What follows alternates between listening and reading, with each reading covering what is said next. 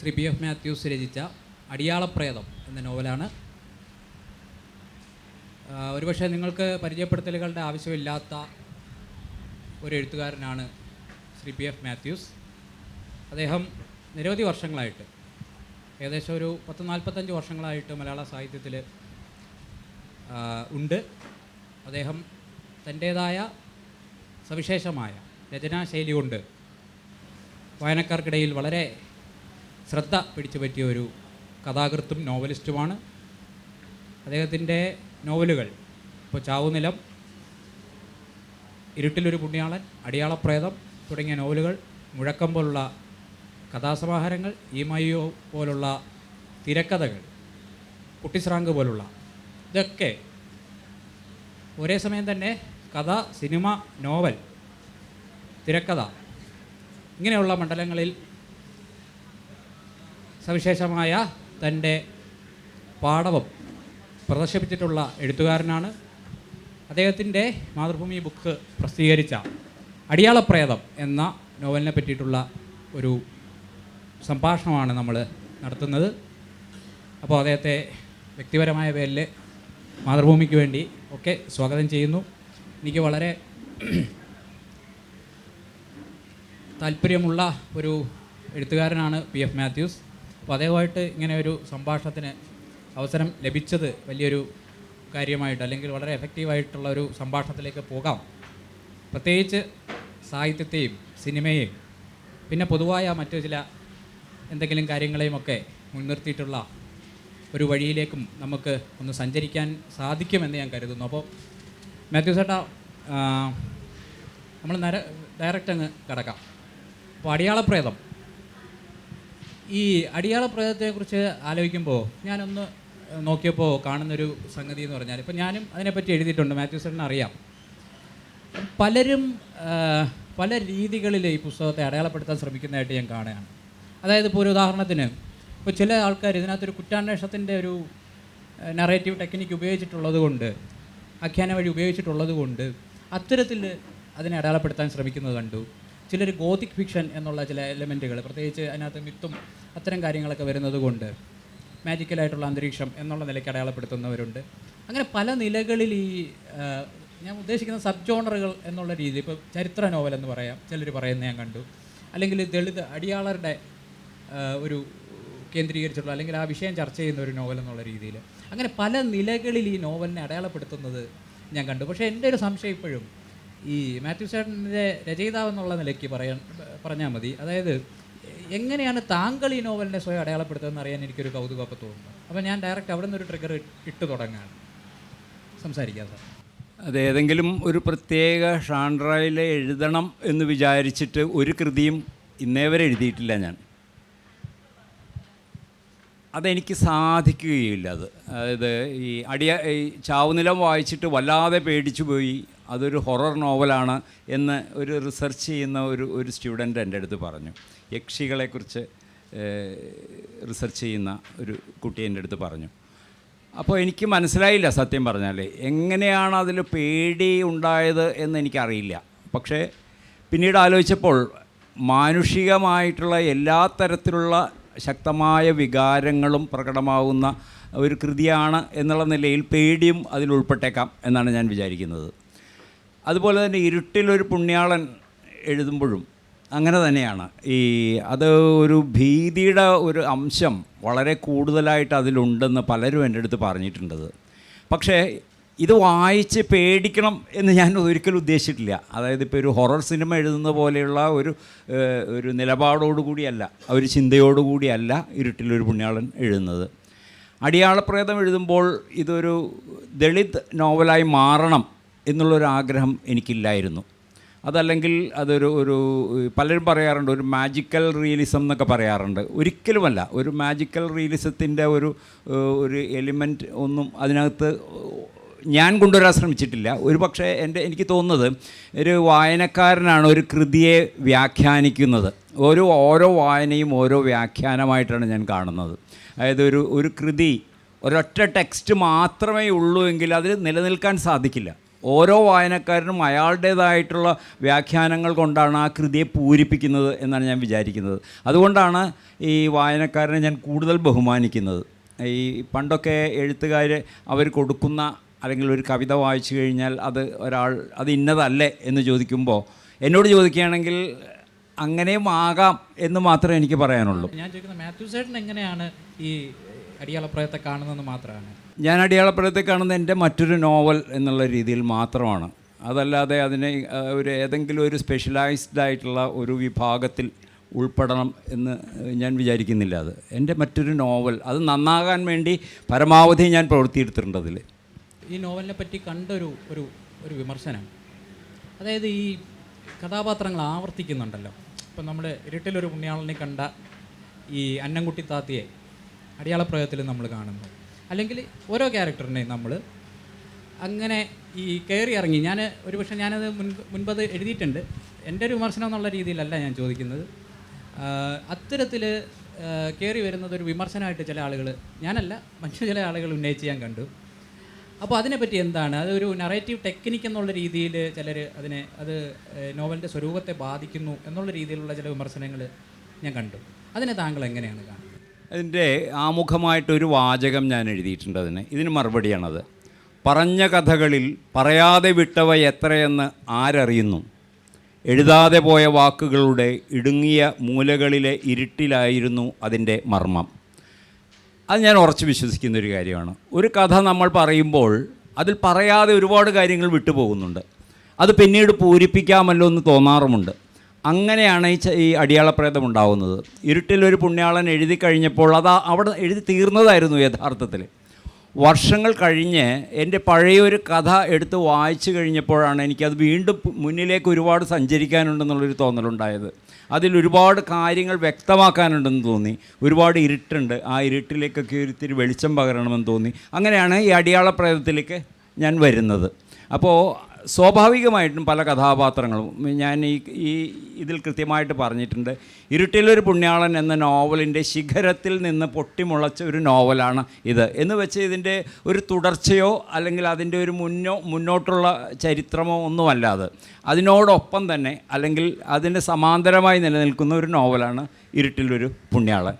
ഇത്തരത്തിലുള്ള ഒരു equal prequel എന്നുള്ള രീതിയിൽ അങ്ങനെ ഒരു ലോകം ക്രിയേറ്റ് ചെയ്യാനുള്ളൊരു ഉദ്ദേശമല്ല. ഇല്ല, അങ്ങനെ ഒരു ഉദ്ദേശമേ ഇല്ല. ഒറ്റയായിട്ട് നിലനിൽക്കുന്ന കൃതികൾ എന്നുള്ള രീതി, തനിയെ നിൽക്കുന്ന കൃതികളാണ്. എൻ്റെ മറ്റു കൃതികളൊന്നും വായിച്ചില്ലെങ്കിലും ഇരുട്ടിലൊരു പുണ്യാളൻ വായിച്ചു കഴിഞ്ഞാൽ ആ വായനക്കാരന് കൃത്യമായി അയാൾക്കൊരു അനുഭൂതി അല്ലെങ്കിൽ ഒരു അനുഭവം സ്വരൂപിച്ചെടുക്കാൻ സാധിക്കും എന്നുള്ളൊരു ബോധ്യത്തിലാണ് ഞാൻ ഈ നോവലും എഴുതിയത്. എല്ലാ നോവലുകളും എഴുതുന്നത് പോലെ വളരെ സ്വതന്ത്രമാണ്. പക്ഷേ ഇതിനൊരു ഭൂതകാലമുണ്ട്. ഈ നോവലിനൊരു ഭൂതകാലമുണ്ടെന്നേ ഞാൻ പറയുള്ളൂ.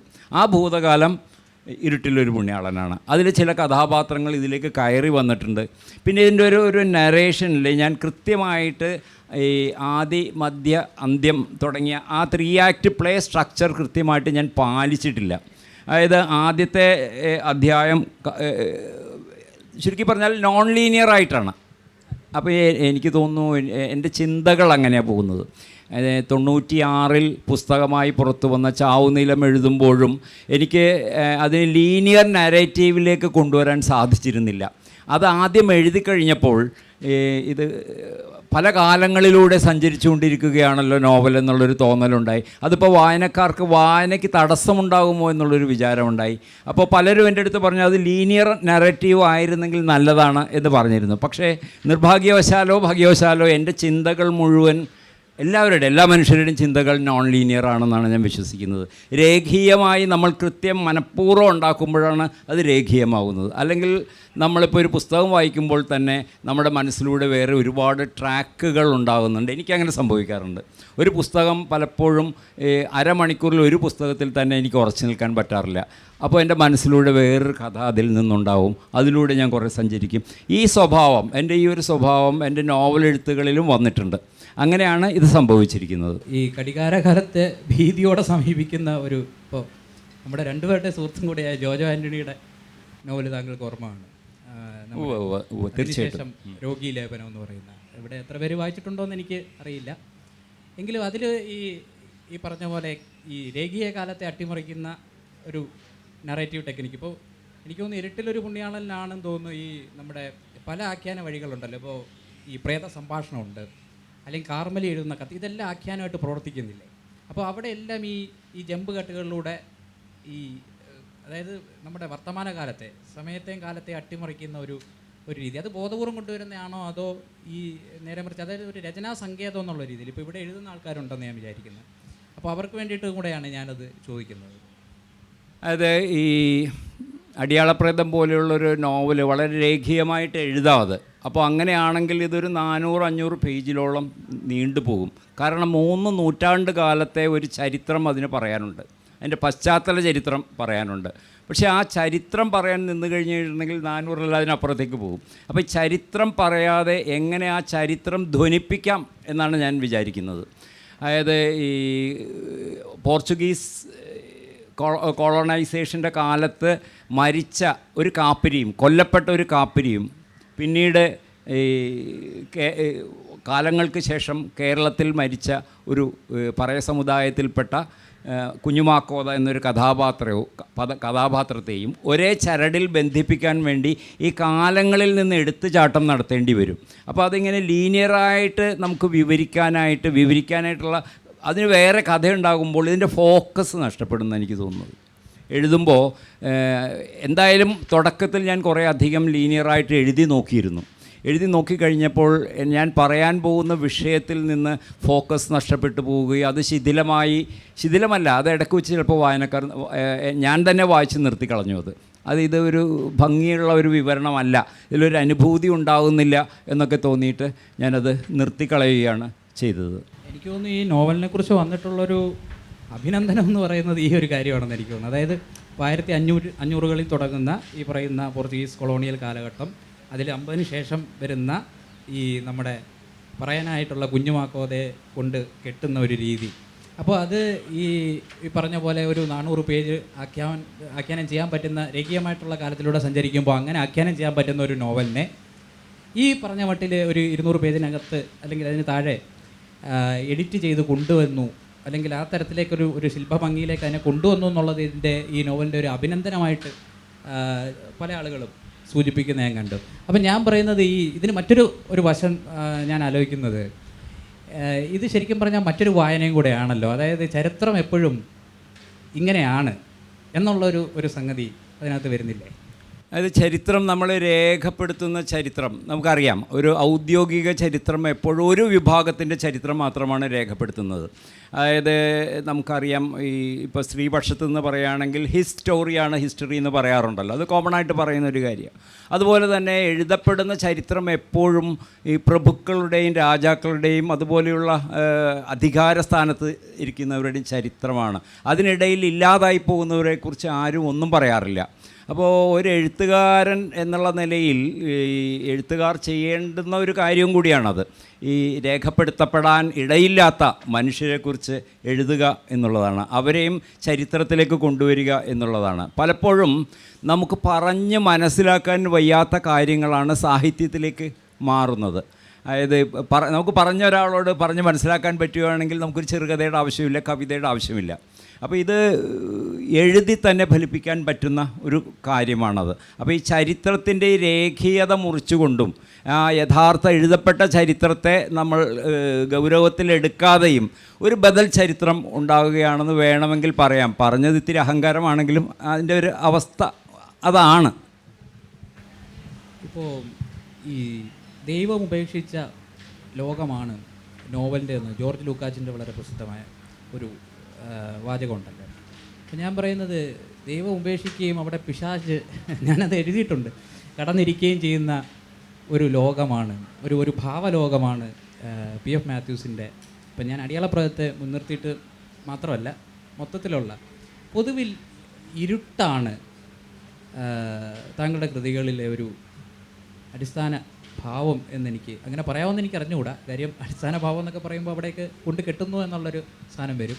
പക്ഷെ എന്നാലും അങ്ങനെ ഒരു തീരുമാനം, അല്ലെങ്കിൽ ഇപ്പോൾ തിന്മയുടെ, ഇപ്പം ഈ ലഗിയോണിന് സമാനമായ ഒരു ക്യാരക്ടറാണല്ലോ നമ്മുടെ അൽവാരിസ് അച്ഛൻ, ഈ ഇരുട്ടലൂർ പുണ്യാളനിൽ കയറി വരുന്ന ഡോക്ടർ അൽവാരിസ് അല്ലേ. അപ്പോൾ ഇങ്ങനെയുള്ള കഥാപാത്ര സൃഷ്ടിയുടെ പിറകിൽ, അല്ലെങ്കിൽ ഈ ഒരു ഭാവലോകത്തെ ഇങ്ങനെ പ്രൊജക്റ്റ് ചെയ്യുന്നതിൻ്റെ പിറകിൽ എന്താണെന്നാണ് താങ്കൾ കരുതുന്നത്?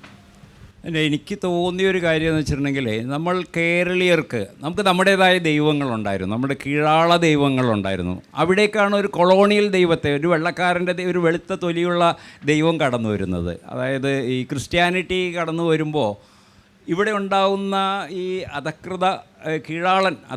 കീഴാളരായിട്ടുള്ള മനുഷ്യരുടെ ദൈവങ്ങളെയും കൂടി ഇല്ലാതാക്കുന്നുണ്ട്. അപ്പോൾ ഈ മാടനും മറുതയും അങ്ങനെയുള്ള ദൈവങ്ങളെയും കൂടി ഇല്ലാതാക്കുന്നുണ്ട്. അപ്പോൾ അങ്ങനെ ഇപ്പോൾ ഉദയംപേരൂർ സുനദോസ് നടത്തിയിട്ടാണ് ഇവിടുത്തെ ക്രിസ്ത്യാനികളെ ശരിക്കും എന്താ പറയുന്നത് ഈ വെസ്റ്റേണൈസ് ചെയ്യാനായിട്ടുള്ളൊരു ശ്രമം നടത്തുന്നു. നമ്മളുടെ അനാചാരങ്ങളിൽ മുഴുകിക്കഴിയുന്ന ആളുകളെ മുഖ്യധാരയിലേക്ക് കൊണ്ടുവരാൻ വേണ്ടിയിട്ടാണ് ഉദയംപേരൂർ സുനഹദോസ് കൊണ്ടുവരുന്നത്. അപ്പോൾ ഈ ആഫ്രിക്കയിലൊക്കെ സംഭവിച്ചതുപോലെ തന്നെ ഒരു തനത് ദൈവങ്ങളെ, അവരുടെ തനത് ആരാധന രീതികളെ ഇത് മുഴുവൻ കുഴിച്ചു മൂടിയിട്ട് ഒരു വെളുത്ത തൊലിയുള്ളൊരു ദൈവത്തെ അവിടെ പ്രതിഷ്ഠിക്കുകയാണ് ചെയ്തത്. അപ്പോൾ അതിനെ പ്രതിരോധിക്കാനായിട്ട് വെളുത്ത തൊലിയുള്ളവൻ്റെ സാത്താനെ തന്നെ നമുക്ക് ചിലപ്പോൾ ഉപയോഗിക്കേണ്ടി വരും എന്നാണ് എനിക്ക് തോന്നുന്നത്. അപ്പോൾ ഈ സാത്താൻ കടന്നു വരുന്നത് അങ്ങനെയാണ്. ഇതൊരു ഫിക്ഷനാണെന്നുള്ള നല്ല ബോധ്യത്തോടു കൂടി തന്നെയാണ് ഇത് നമ്മൾ ഉപയോഗിക്കുന്നത്. പക്ഷേ ഈ ഫിക്ഷനിലൂടെയാണ് ഈ മനുഷ്യരെല്ലാവരും ഈ നമ്മുടെ സമൂഹം മുഴുവൻ ജീവിക്കുന്നതും ഈ ഫിക്ഷനിലൂടെയാണ്. ഇപ്പോൾ ഈ മതം എന്ന് പറഞ്ഞിട്ടുണ്ടെങ്കിൽ ലോകത്തിലെ ഏറ്റവും വലിയ ഫിക്ഷനാണ് മതം എന്നുള്ളത് നമുക്ക് എല്ലാവർക്കും അറിയാവുന്ന കാര്യമാണ്. പക്ഷേ ഈ മതത്തെ വെല്ലുവിളിച്ച് കഴിഞ്ഞിട്ടുണ്ടെങ്കിലുള്ളൊരു കുഴപ്പം എന്താണെന്ന് വെച്ചിട്ടുണ്ടെങ്കിൽ നമ്മൾ തന്നെ ഇതിനെതിരെ യുദ്ധം ചെയ്യാനായിട്ട് ഇറങ്ങിത്തിരിക്കും. അപ്പോൾ മതം കൊണ്ടാണ് ഇപ്പോൾ രാഷ്ട്രീയവും എല്ലാം ഏറ്റവും കൂടുതൽ അക്രമം അഴിച്ചുവിടുന്നത് ഈ മതത്തെ ഉപയോഗിച്ചുകൊണ്ടാണ്. കാരണം മതം അത്രയ്ക്കധികം അതിൻ്റെ കഥകൾ കൊണ്ട് ആളുകളുടെ സൈക്കിലേക്ക് കയറി കഴിഞ്ഞിരിക്കുന്നു. അപ്പോൾ ഞാൻ ശ്രമിച്ച കാര്യം അതാണ്. ഏറെക്കുറെ വ്യക്തമാകുന്നുണ്ടെന്നാണ് എനിക്ക് തോന്നുന്നത്. അതായത് അവരുടെ ഈ വെളുത്ത ദൈവത്തിൻ്റെ ചിട്ടപ്പെടുത്തപ്പെട്ട ഒരു ചട്ടങ്ങളെ ലംഘിച്ചുകൊണ്ട് ഈ നമ്മളുടെ കീഴാളൻ്റെ ദൈവത്തെ അവിടെ ആവിഷ്കരിക്കാൻ നമുക്ക് സാധിക്കില്ല. അതിന് പകരം വെളുത്തവൻ്റെ സാത്താനെ തന്നെ ഉപയോഗിച്ച് അവൻ്റെ ലിലിത്ത് എന്ന് പറഞ്ഞ പ്രേതാത്മാവിനെ കുറിച്ചൊക്കെ ഇതിൽ പറയുന്നുണ്ട്. അപ്പോൾ അത്തരം കാര്യങ്ങൾ മുഴുവൻ ഉപയോഗിച്ച് അവിടെ അവതരിപ്പിക്കാനാണ് ഞാൻ ശ്രമിച്ചത്. ചെമ്പിയും ആരാധിക്കുന്ന ഒരു പക്ഷേ കാപ്പിരി മുത്തപ്പനായിരുന്നു. അല്ല, അച്ചമ്പി എന്ന് പറഞ്ഞിട്ടുണ്ടെങ്കിൽ അത് എല്ലാ കാലത്തുമുള്ള നമ്മുടെ സമ്പന്നരുടെ ഒരു പ്രതിരൂപമാണ് അച്ചമ്പി എന്ന് പറഞ്ഞിട്ടുണ്ടെങ്കിൽ. പണത്തിന് വേണ്ടി ആരുടെ കാലിലും വീഴാം എന്നുള്ള ഒരു നിലപാടാണ് ഈ പ്രഭു സമൂഹത്തിൻ്റെ എല്ലാ കാലത്തും ഉണ്ടായിട്ടുള്ളത്. അപ്പോൾ കാപ്പിരി എന്ന് വെച്ചിട്ടുണ്ടെങ്കിൽ എന്നും കീഴാളനായിരുന്നു. ആ കാപ്പിരിയെ പ്രാർത്ഥിക്കാം, കാരണം കാപ്പിരിയെ പ്രാർത്ഥിച്ചാൽ സ്വത്ത് കിട്ടും എന്നുള്ള ആ മിത്തിൻ്റെ ഒരു അടിത്തറ അതാണ്. അത് കൊച്ചിയിലെമ്പാടുള്ളൊരു മിത്താണ് കാപ്പിരി മുത്തപ്പൻ്റെ മിത്ത്. ഞാനൊക്കെ വളരെ 60കളിൽ തന്നെ കേട്ടിട്ടുണ്ട്. അത് വളരെ വ്യാപകമായിട്ട് അക്കാലത്ത് ചർച്ച ചെയ്യപ്പെടുകയും ഒക്കെ ചെയ്തിരുന്നു. അപ്പോൾ ആ കാപ്പിരി മുത്തപ്പൻ്റെ മിത്തിനെ ഒന്ന് ഡീകൺസ്ട്രക്റ്റ് ചെയ്തിട്ട് ഇതിലേക്ക് കൊണ്ടുവരിക എന്നുള്ളതായിരുന്നു ഞാൻ ശ്രമിച്ചത്. അപ്പോൾ ഈ കാപ്പിരി മുത്തപ്പനും പ്രേതാത്മാവാണ് ഫലത്തിൽ. ഈ കാപ്പിരി മുത്തപ്പൻ്റെ മിത്ത് അക്കാലത്ത് ചർച്ച ചെയ്യപ്പെട്ടു എന്ന് പറഞ്ഞല്ലോ. അല്ല, ഞാൻ പറയുന്നത് കാപ്പിരി മുത്തപ്പൻ എന്ന് പറഞ്ഞ മിത്ത് ഇപ്പോൾ എൻ്റെയൊക്കെ കുട്ടിക്കാലത്ത് നമുക്കൊക്കെ മുത്തിയമ്മൂമ്മ, ഞാൻ അമ്മുമ്മയുടെ അമ്മയെ വരെ കണ്ടിട്ടുണ്ട്. ഈ നോവലിൻ്റെ ഒരു ഭാഗത്ത് ഒരു കുറിപ്പിൽ ഞാനത് എഴുതിയിട്ടുണ്ട്. ഞങ്ങൾ അമ്മച്ചോ എന്നാണ്, കൊച്ചമ്മച്ചോ എന്നാണ് വിളിച്ചിരുന്നത്. അപ്പോൾ അവർ പറഞ്ഞു തരുമായിരുന്നു എനിക്ക്. അതായത് ഞാൻ 3-4 വയസ്സ് പ്രായം മുതൽ ഈ കാപ്പിരി മുത്തപ്പൻ്റെ കഥ കേൾക്കുന്നുണ്ട്. അപ്പോൾ ഇത് കേൾക്കുമ്പോൾ ഇതൊന്നും ഫിക്ഷനായിട്ടല്ല, കഥയായിട്ടല്ല കേൾക്കുന്നത്. ഇതെല്ലാം യഥാർത്ഥത്തിൽ സംഭവിച്ച കാര്യമായിട്ടാണ്. അതായത് എൻ്റെ ഒരു അമ്മുമ്മയുടെ ഒരു ആങ്ങള ഒരിക്കൽ ഫോർട്ട് കൊച്ചിയിലൂടെ സൈക്കിൾ ഓടിച്ച് വരുമ്പോൾ വെണ്ടുരുത്തി പാലത്തിൻ്റെ മുകളിൽ 6.5 അടി പൊക്കമുള്ള ഒരു കറുത്ത മനുഷ്യൻ കോട്ടൊക്കെ ധരിച്ച് ചുരുട്ടും വലിച്ചു നിൽക്കുന്നത് കണ്ടു എന്ന് പറഞ്ഞിട്ടുണ്ട്. അപ്പോൾ അദ്ദേഹം ആണായിട്ട് പറഞ്ഞത് അദ്ദേഹം കണ്ടു എന്ന് തന്നെ പറയുന്നത്. അത് അദ്ദേഹത്തെ സംബന്ധിച്ചിടത്തോളം കഥയല്ല, അത് ശരിക്കും കാപ്പിരി മുത്തപ്പനെ ഞാൻ കണ്ടു എന്ന് പറഞ്ഞിട്ടാണ് അദ്ദേഹം അത് എൻ്റെ അടുത്ത് പറയുന്നത്.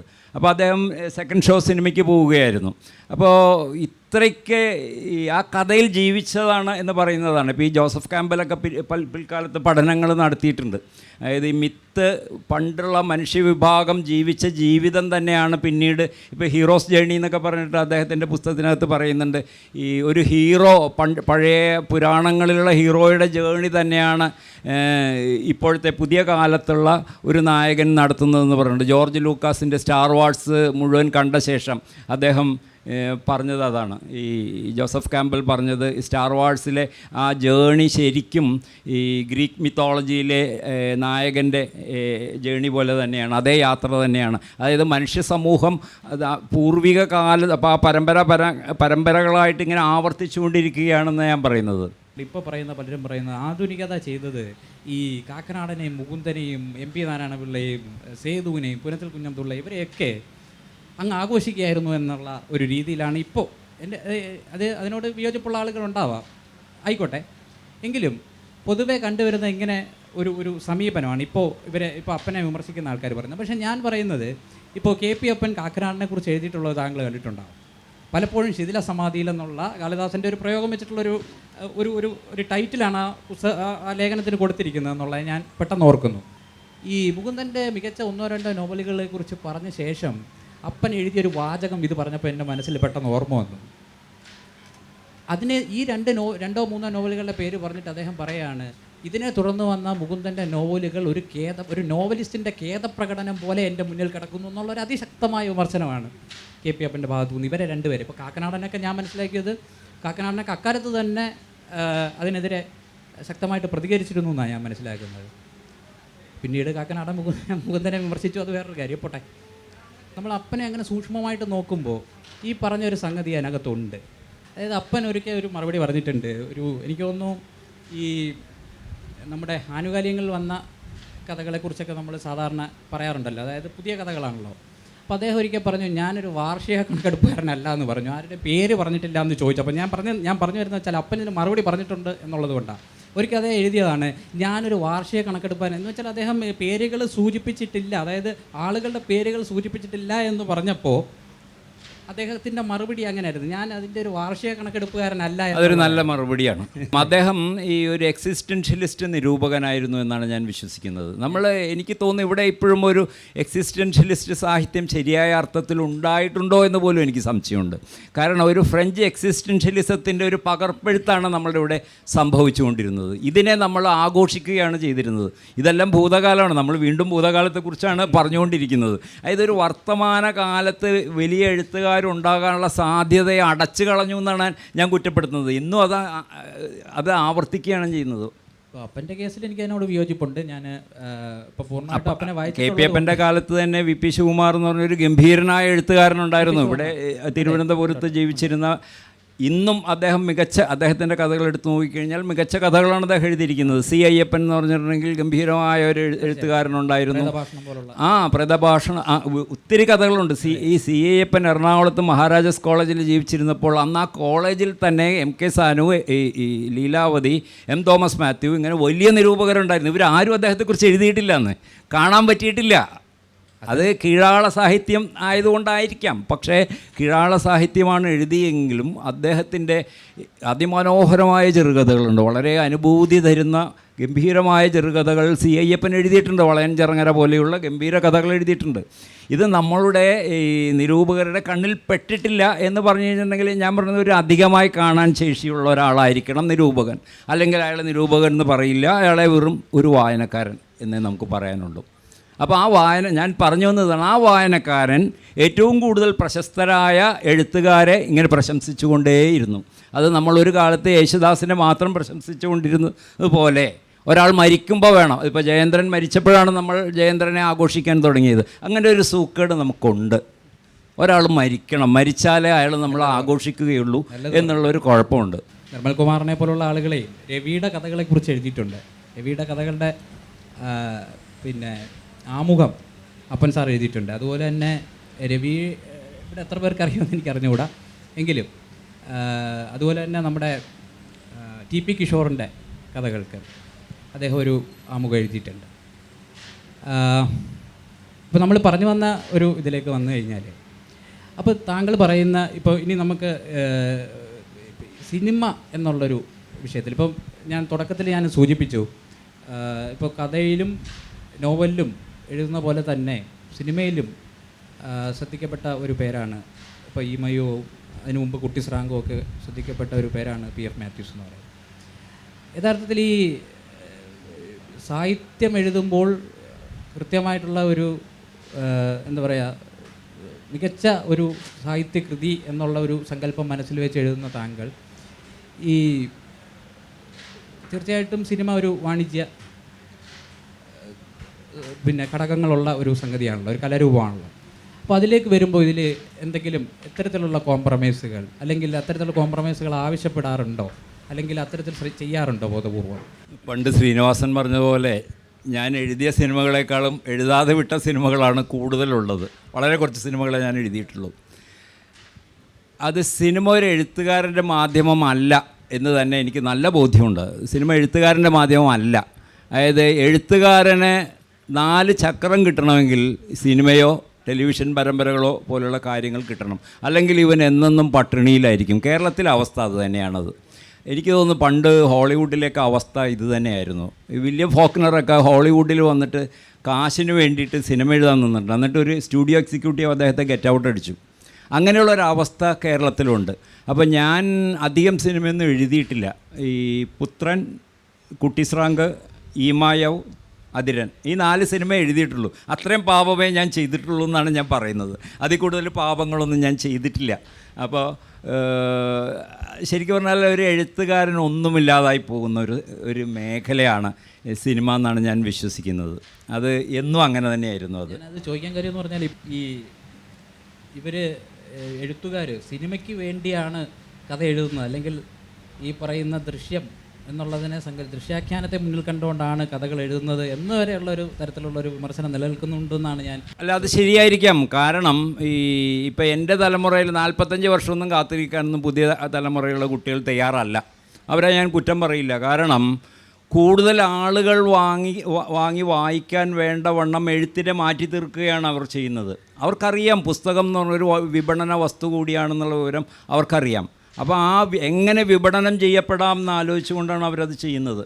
അപ്പോൾ ഞാൻ ഇവിടെ നിന്നിട്ട് ഈ 45 വർഷം എന്നെപ്പോലെ കാത്തിരുന്ന ജീവിതം പാഴാക്കും മക്കളെന്ന് ഞാൻ പറയില്ല.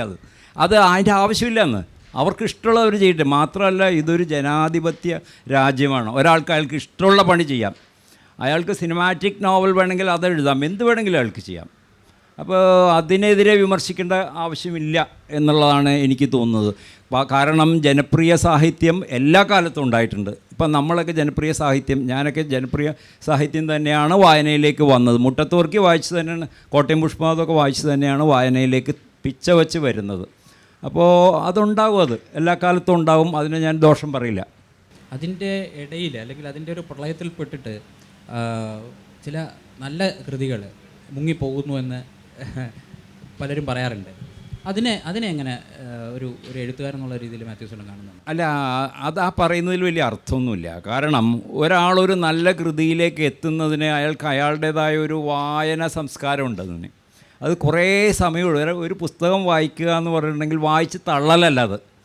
ഇപ്പം നമ്മളീ പറയുന്ന മുഖ്യധാര എഴുത്തെന്ന് പറഞ്ഞെങ്കിൽ വായിച്ച് തള്ളാവുന്നതാണത്. ഈ പണ്ട് നമ്മൾ ഈ തിരുവനന്തപുരത്തേക്കുള്ള ട്രെയിനിലിരിക്കുമ്പോൾ കാണാം ഒരുപാട് പൾപ്പ് ഫിക്ഷൻസിൻ്റെ ടെക്സ്റ്റുകൾ നമുക്ക് കിട്ടും. കാരണം ഈ സായിപ്പ് വായിച്ചിട്ട് ഉപേക്ഷിച്ചിട്ട് പോകുന്നതാണ്.